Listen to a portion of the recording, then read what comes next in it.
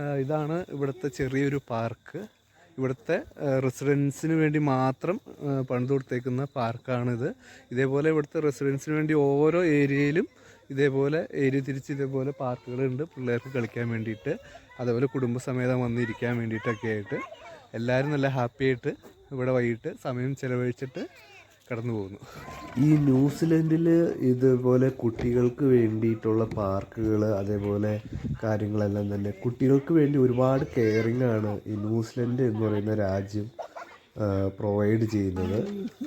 അവർക്ക് ഭയങ്കര ഉല്ലാസകരമായിട്ടുള്ള ഡേയ്സ് ആയിരിക്കും ഇവിടെ മിക്ക ദിവസങ്ങളും തന്നെ. കാരണം എല്ലാ സ്ഥലത്തും തന്നെ ഇതേപോലത്തെ പാർക്കുകളുണ്ട്. അവർക്ക് കളിച്ച് ഒരു ഓവർലോഡ് എന്ന് പറയുന്ന ഒരു സംഭവം കുട്ടികൾക്ക് ന്യൂസിലൻഡ് ഗവൺമെൻറ് കൊടുക്കുന്നില്ല. ഈവൻ നമ്മൾ പഠിക്കുന്ന സ്കൂളിലാണെങ്കിൽ പോലും നിറച്ച് പുസ്തകങ്ങൾ കുത്തിക്കയറ്റി കൊണ്ടുപോവുക, അതേപോലെ ഹോംവർക്ക് കൃത്യമായി ചെയ്യുക.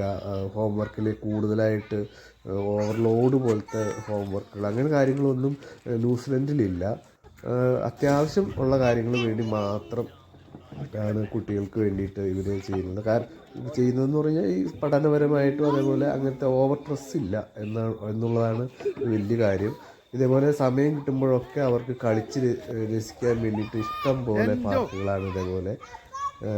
അതുകൊണ്ട് ന്യൂസിലൻഡിനെ കുറിച്ച് പറയുമ്പോൾ പാർക്കുകളെ കുറിച്ച് പറയാതിരിക്കാൻ പറ്റില്ല. കാരണം ഈ പാർക്കുകളെല്ലാം തന്നെ വളരെ വൃത്തിയായിട്ട് കൊണ്ടുവന്ന് നടത്തുന്നു എന്നുള്ളതും ഒരു നല്ല കാര്യം തന്നെയാണ്.